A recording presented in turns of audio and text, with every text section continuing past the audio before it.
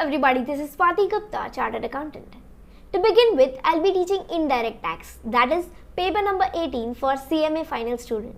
To make it easy, पढ़ाते वक्त simple English और हिंदी का यूज़ किया जाएगा. जो बुक्स रेफर करेंगे वो CMA इंस्टीट्यूट का स्टडी मटेरियल यूज़ करेंगे. क्लास में ही सारे क्वेश्चंस, एग्जाम्पल्स, इलस्ट्रेशन सॉल्व करेंगे, रिविजन के साथ प्रिपरेशन करेंगे. मतलब आपको क्या करना होगा? आपको सिंपली लेक्चर्स को फॉलो करना होगा. इसके अलावा मेरी एक शर्त माननी होगी. वो क्या है? जब भी पढ़ोगे पूरे मन से और पूरे दम से पढ़ना. ओके, इससे पहले हम आगे बढ़े, लेक्चर्स की तरफ बढ़े, सिंपली हम उसका सिलेबस स्ट्रक्चर देखते हैं और एग्जाम पेपर का पैटर्न देखते हैं. फर्स्ट आता है सिलेबस स्ट्रक्चर. ये दो पार्ट्स में आपकी बुक में सेक्शन ए और सेक्शन बी दो पार्ट्स दे रखे हैं. सेक्शन ए में है जीएसटी जो कि 15% वेटेज कैरी करेगा. इसमें है 25 चैप्टर्स या फिर आप बोल सकते हैं 25 स्टडी नोट्स. इसके बाद में आता है कस्टम लॉ. इसका 20% वेटेज रहेगा. ठीक है, 20%. और इसमें 13 चैप्टर्स हैं, 13 स्टडी नोट्स हैं.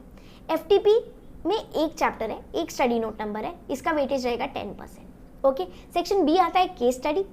केस स्टडी आपको 20% तक पूछी जाएगी. वेटेज इसका रहेगा 20%. ओके, नाउ हम देखते हैं, क्विकली देखते हैं एग्जाम पैटर्न. एग्जाम पेपर का पैटर्न देखना इसलिए ज़रूरी है क्योंकि आपने जब CMA फाउंडेशन दिया था तो फुल टू क्या था? MCQ था, मल्टीपल चॉइस. जब आपने CMA इंटर दिया तो आपके पास कुछ पोर्शन MCQ था, कुछ पोर्शन सब्जेक्टिव था. अब CMA फाइनल में क्या रहने वाला है ये देखना भी ज़रूरी है ताकि हम हमारी प्रिपरेशन उस हिसाब से करें. ओके, तो सेक्शन A और सेक्शन B दो पार्ट्स में आपका एग्जाम पेपर होने वाला है. सेक्शन A में GST और केस स्टडी आने वाली है, जबकि सेक्शन B में कस्टम और फॉरेन ट्रेड पॉलिसी FTP आने वाला है. ओके, जो क्वेश्चन 1 रहेगा वो कंपलसरी क्वेश्चन है, कोई ऑप्शन नहीं है. इसमें 7 क्वेश्चन आएंगे, हर क्वेश्चन 2 मार्क्स का होगा, ऐसे करके 14 मार्क्स.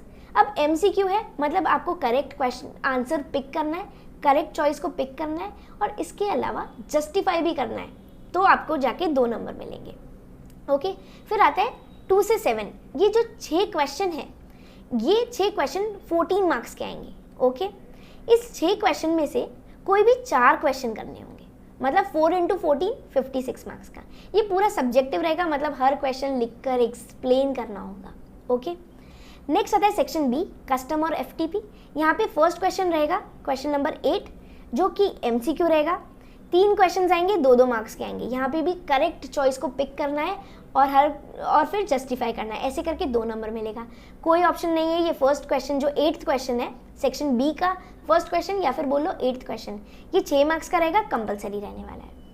इसके अलावा 9 to 11 जो क्वेश्चन आएंगे, ये 3 क्वेश्चन होंगे और हर क्वेश्चन 12 मार्क्स का होगा. इनमें से कोई भी 2 अटेम्प्ट करने, ऊपर 6 में से 4 अटेम्प्ट करने थे, यहाँ पे 3 में से कोई भी 2 अटेम्प्ट करने.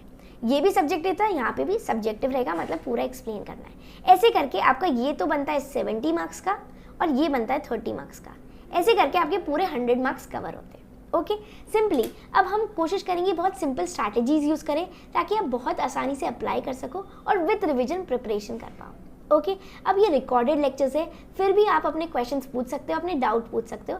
Yes, I will be available to solve all your queries.